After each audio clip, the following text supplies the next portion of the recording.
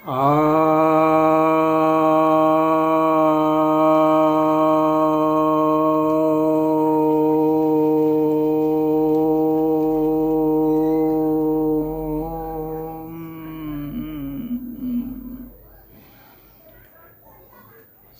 भक्तजनों को सप्रेम नमन।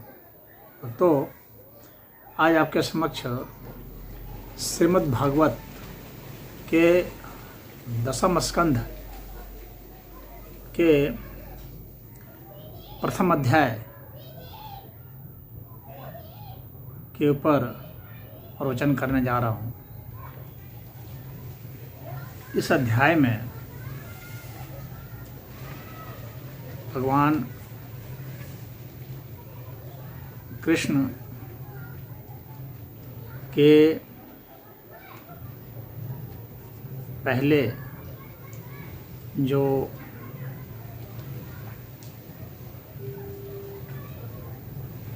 उनकी भूमिका है जिससे कि वे जन्म लेंगे के विषय में बताया गया है।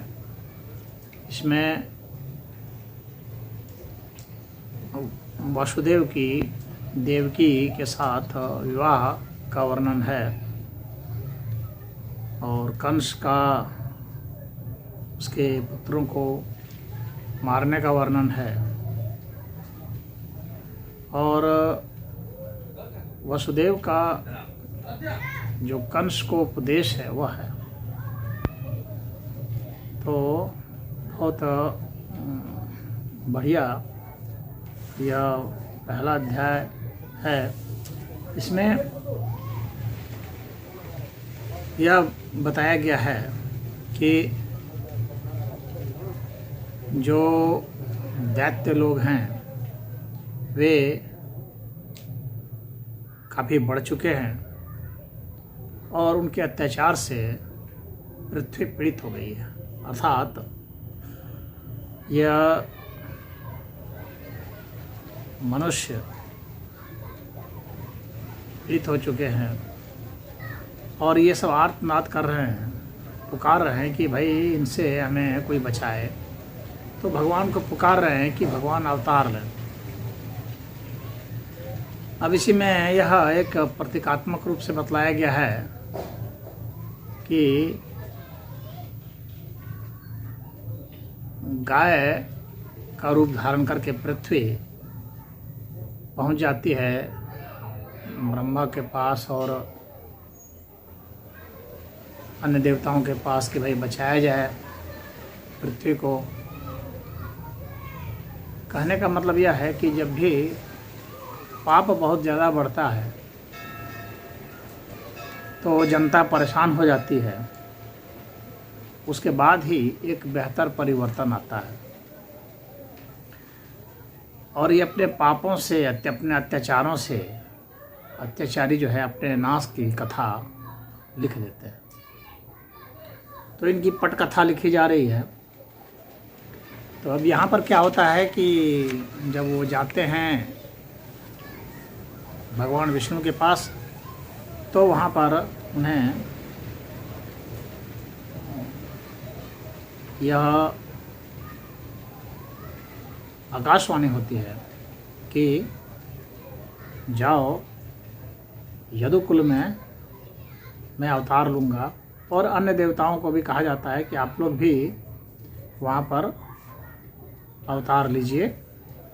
तो भिन्न भिन्न गोपी और गोपिकाएं वहाँ अवतार लेते हैं और बलराम जी भी चले जाते हैं। अनंत जी को भी कहा जाता है कि आप वहाँ जाएं अवतार लें। तो यह जो कथा है यह राजा परीक्षित जो है वे सुखदेव जी से पूछते हैं, सुखदेव जी उनको कथा सुनाते हैं और राजा परीक्षित ने सुखदेव जी को सुनाया। इस बात को सूत जी शौनक जी को सुना रहे हैं कि यह उन्होंने सुनाया।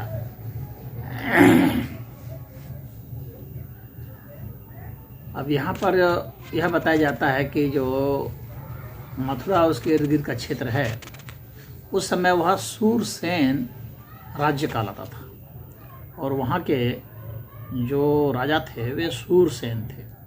यदुवंशियों के राजा थे सूरसेन। उन्हीं के नाम पर वहाँ का राज्य था सूरसेन, और वहाँ की जो राजधानी थी वह मथुरा थी। उस मथुरा में उग्रसेन नाम के राजा राज्य करते थे, यानी सूरसेन के ये वंशज थे उग्रसेन, वे वहाँ राज्य कर रहे थे। और इनके विषय में बताया जाता है, उग्रसेन के विषय में, कि वे जो है 3 वंशों का उस वक्त प्रतिनिधित्व कर रहे थे। एक यादव वंश का, एक अंधक वंश का, एक भोज वंश का।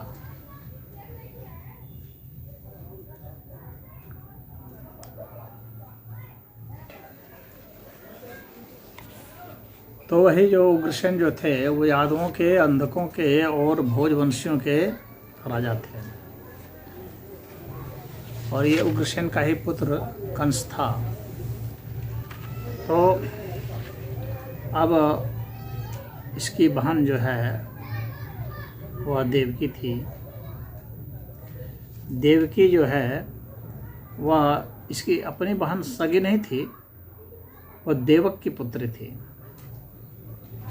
लेकिन यह सगी जैसा ही मानता था, उसे बहुत मानता था। तो जब विवाह हो गया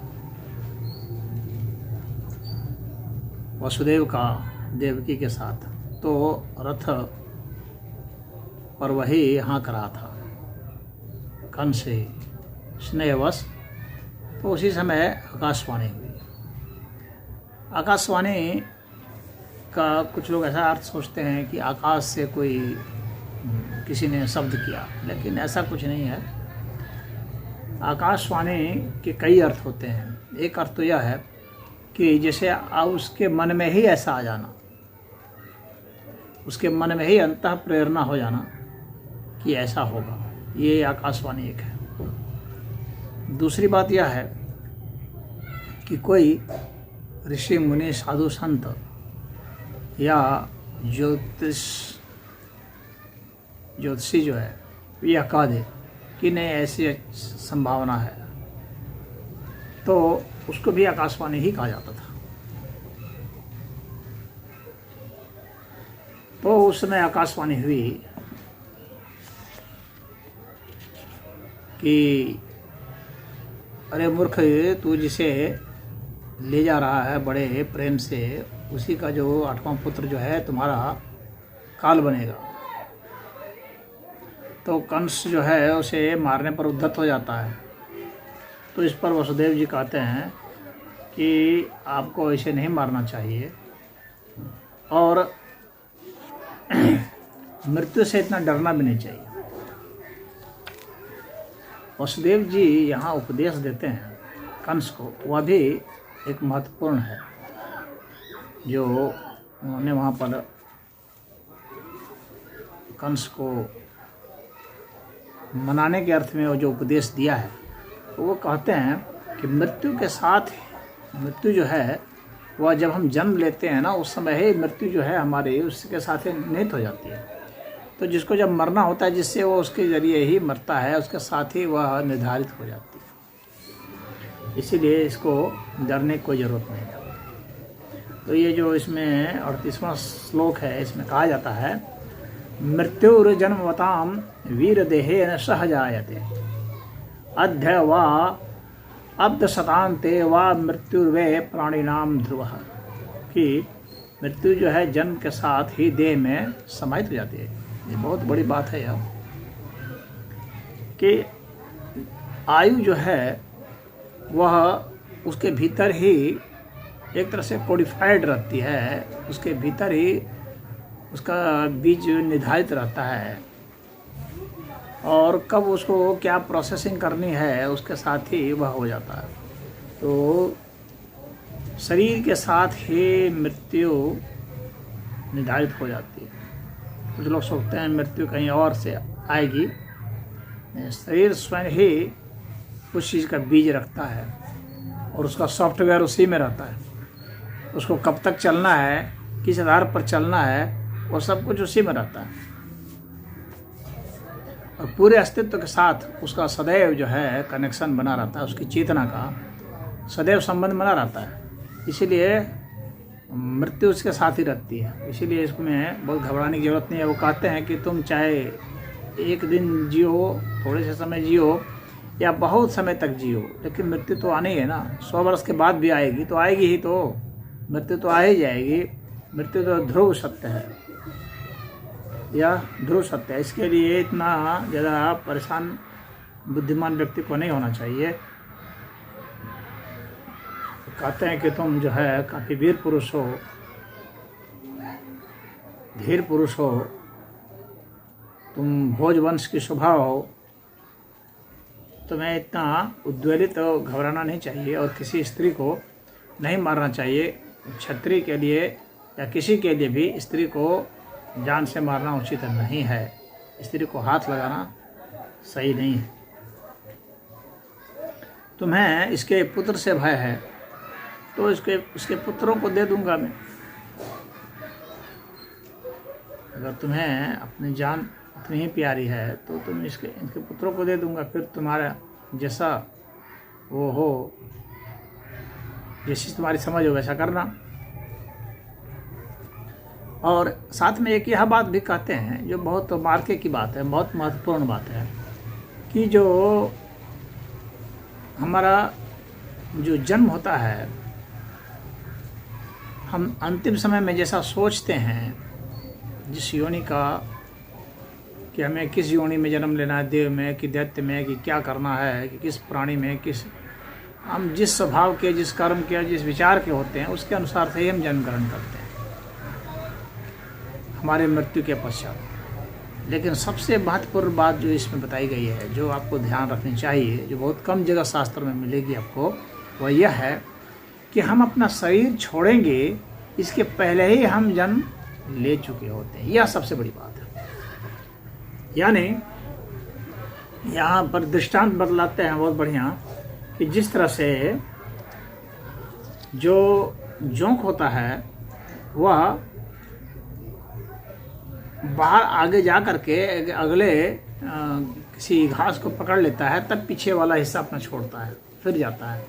यानी इस तरह से पेरिस्टालसिस मूवमेंट उसको कहते हैं, उस तरह से होता है। जिस तरह से हम लोग चलते हैं कि एक कदम आगे चल लेते हैं तब पीछे वाला कदम हम लोग उठाते हैं, तो ठीक उसी तरह से हम लोग अपना इस शरीर को तब छोड़ते हैं जब हम लोग अगला शरीर धारण कर लेते हैं। यह बहुत महत्वपूर्ण बात है। हम लोग जब अगला शरीर धारण कर लेते हैं तब पिछला शरीर छोड़ते हैं। अमूमन आदमी यही सोचता है कि हम लोग अपना पिछला शरीर छोड़ देते हैं तब अगला शरीर धारण करते हैं, यानी हम मर जाते हैं तब जन्मते हैं। लेकिन यहाँ पर यह कहा जा रहा है कि हम पहले जो है शरीर धारण कर चुके होते हैं। माने बहुत सूक्ष्म होता है वह, यानी हमारे इस शरीर से उस अगले शरीर की कनेक्टिविटी बन चुकी होती है, तब हम शरीर छोड़ते हैं, पिछला शरीर। व्रजम तिष्ठन् पदेकन यथेवेकन गच्छति यथा तृणजलुकैवं देहि कर्म गतिम गतः। अर्थात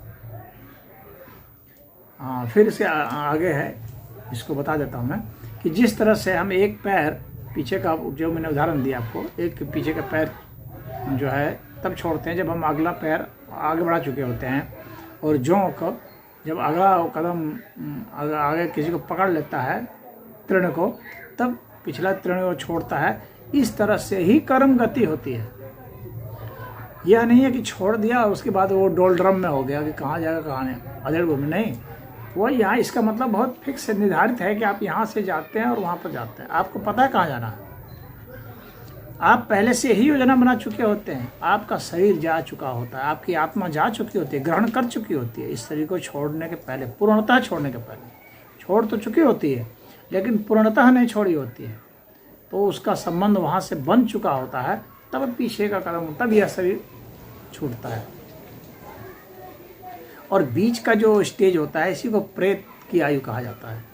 यह नहीं है कि यहाँ से छोड़ेंगे और तत्काल 1 सेकंड के अंदर जन्म जाएंगे, ऐसा नहीं होता है। बीच की जो आयु है वह प्रेत आयु कही जाती है।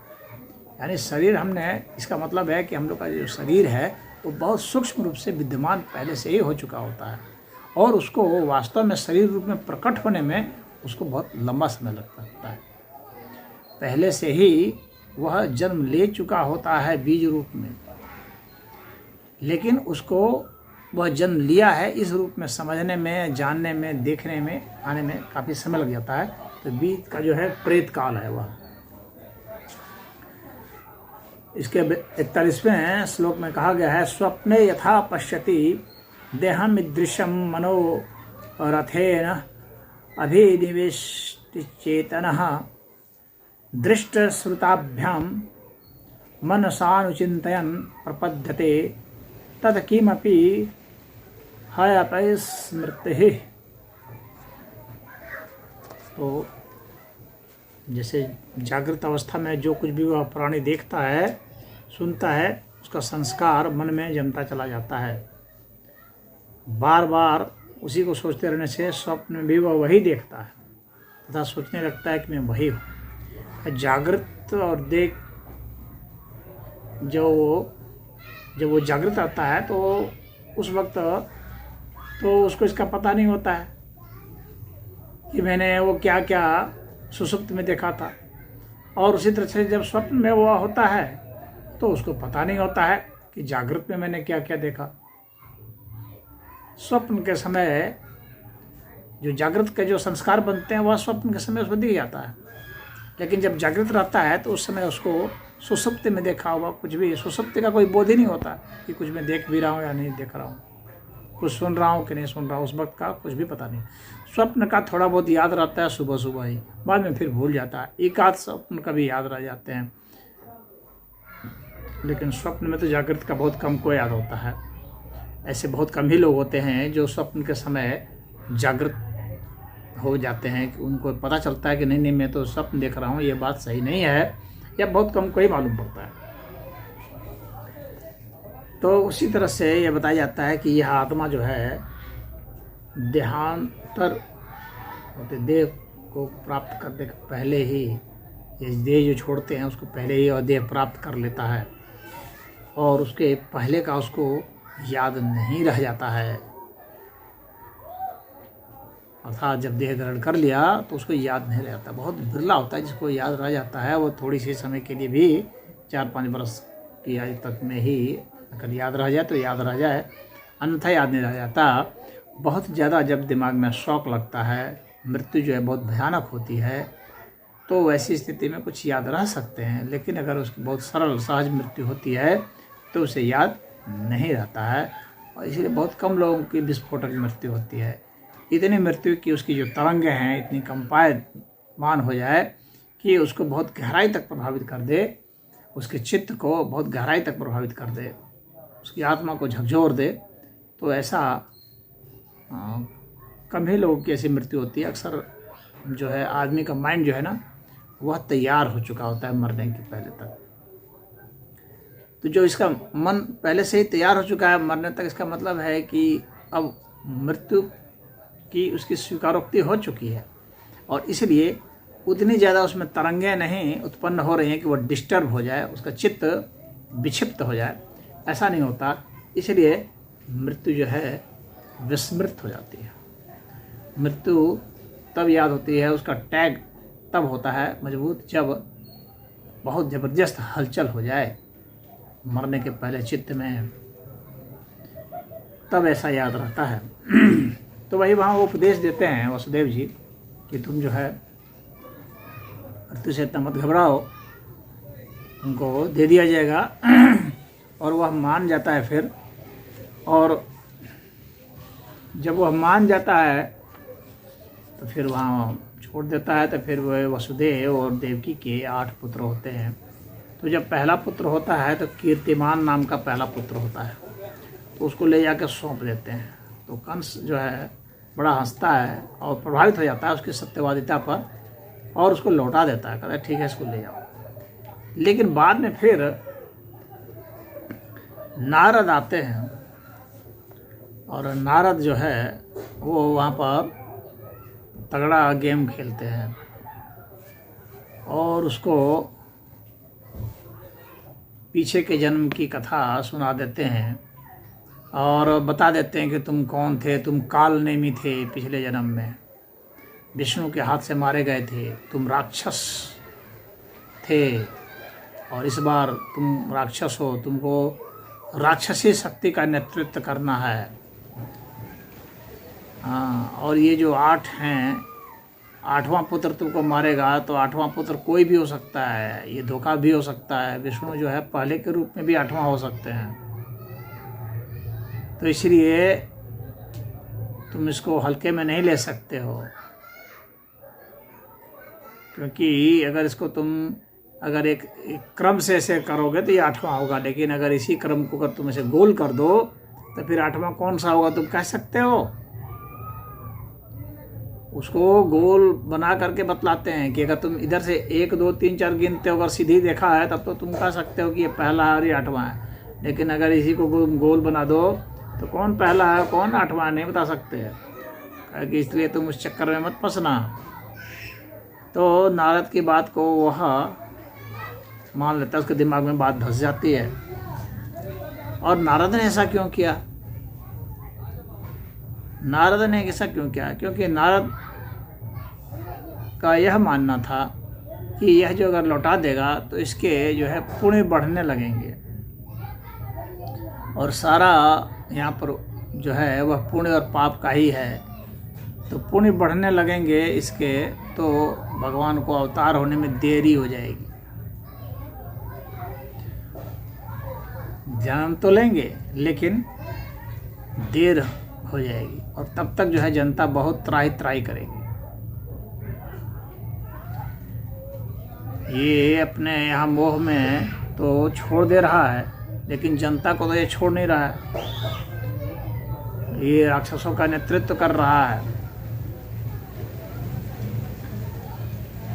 तो इसलिए वो ऐसा सलाह देते हैं ताकि इसका पुण्य ना हो पाए, क्षीण हो जाए और भगवान तुरंत अवतार लें। और यही कारण हुआ कि 8 वर्ष के भीतर में ही 8वीं संतान हो गई।